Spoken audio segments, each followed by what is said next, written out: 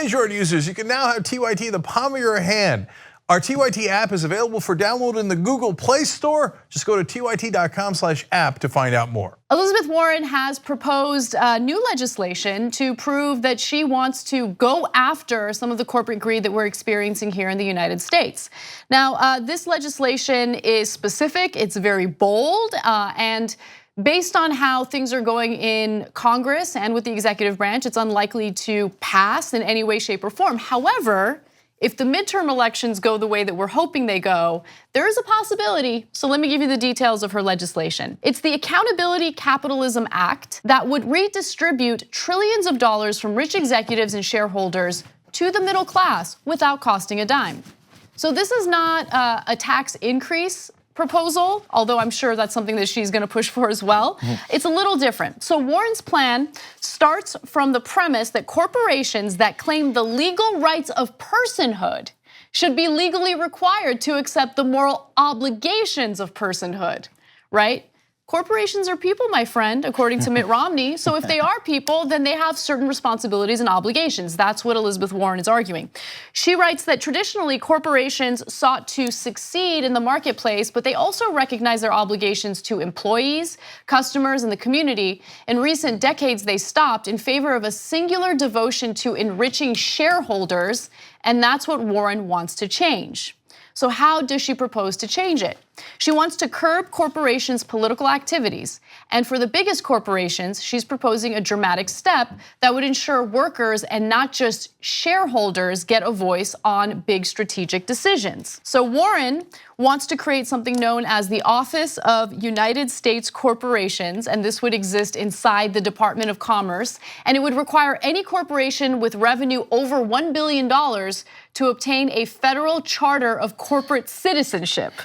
Right? You're a person, you gotta have that corporate citizenship. The charter tells company directors to consider the interests of all relevant stakeholders and shareholders, but also customers, employees, and the communities in which the company operates when making decisions.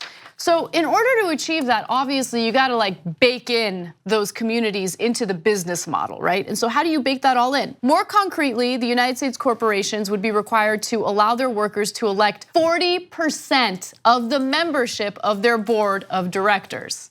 So in this case, the workers would have much more of a say. They would have more power in the decision making of these corporations. But also limit corporate executives' ability to sell shares of stock. Okay, this is my favorite part. This is my favorite part, guys. So let's go back to that graphic, it's important.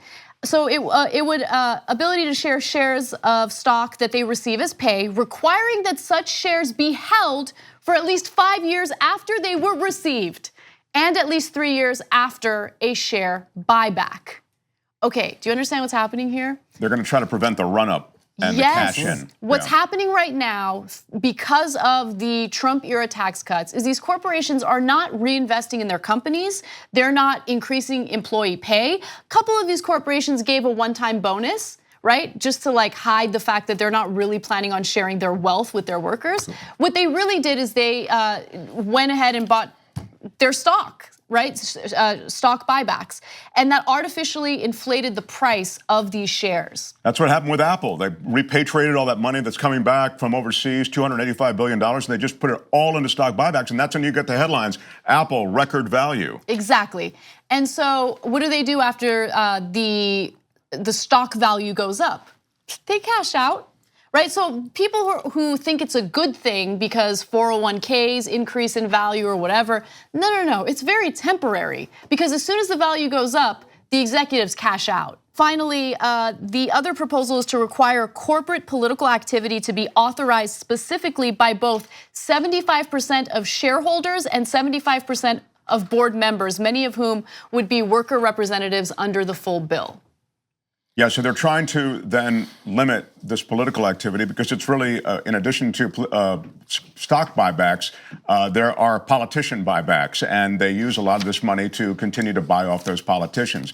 It's a corrupt system, we know it, and I love the fact that Elizabeth Warren is working on the Supreme Court decision to consider corporations people, right. And as a result, there's corporate citizenry that is responsible as a person in other ways besides just being able to wash out our political system with money.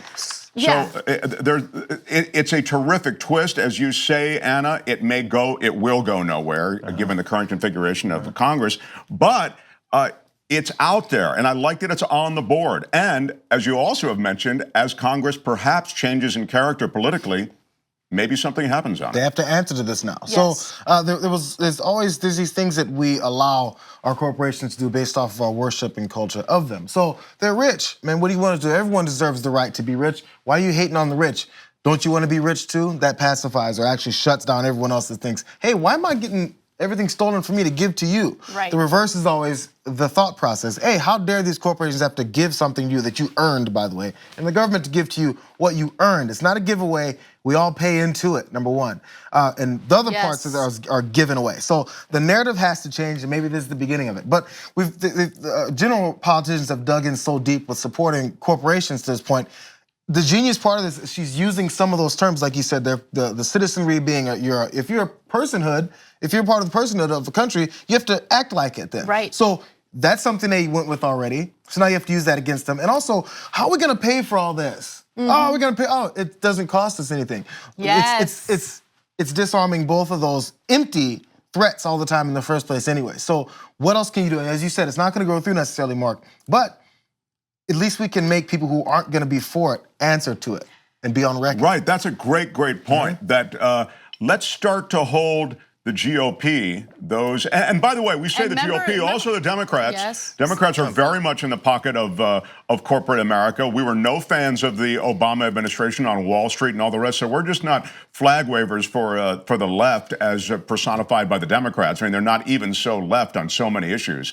But having said that, I do think that this could make people account for where they stand on these corporate issues. Make them stand up and vote on it. Absolutely. And what I love about Warren is that she has been so consistent on economic policies and really holding corporate America's feet to the fire. One of my favorite videos features her questioning Mick Mulvaney and his views on the Consumer Financial Protection Bureau. We gave you a little taste of that video on yesterday's show, but if you have time, please take a look at the full context of that conversation, that back and forth, because she's a fighter when it comes to corporate America. And that is a ballsy thing to do considering how powerful corporations are in this whole political discourse. Right, she risks a lot. And she's a fighter who knows her stuff. She knows the X's and O's of the economy so well that she can go toe-to-toe to defend the Consumer Protection Bureau. And as a consumer advocate, she really knows that territory. So I think she comes at it, armed with not only a sense of the fight, but a sense of the facts. That's the last part of it. Has to be transitioned is the layman's terms of these things, because they already have the the elitist and they're talking about their financial institutions and how they're going to do this. But so when she puts it in all these terms, most folks can't understand how it works. So then they'll look and go, oh, well, it's too hard for me to understand. I'll go with the dumb version that they're telling me what's happening rather than me knowing what's happening. This is pretty straightforward. Yep. Most people can understand how this works, and I think, I don't know, she's speaking all those financial terms. I don't have any money. I don't need equity or anything. What does all this mean? I'll move on. I'll just listen to what they tell me is happening with my money and with my life. And to get a populist wave, to get a popular support for anything, you do need to explain it in ways that people can understand. I mean, I think JR makes a very important point here, which is, they sell as, hey, it's a middle class tax cut. It's a middle class tax cut. You hear that over and over and over again, and then people just blindly repeat and parrot what they hear. It's a middle class tax cut when it's actually a corporate tax cut for the uber rich in America. This is could get popular support because it's a corporate responsibility bill. It's corporate personhood, just like they're people in this one way. We've already seen the Supreme Court decision on this. They now are people in another way with corporate responsibility. I think it's very easy to understand and to develop popular support behind. 2 easy ways to follow the Young Turks. One is hit the subscribe button down below, then you're a TYT subscriber. And second is ring the bell. And when you do that on YouTube, you're notified of our videos.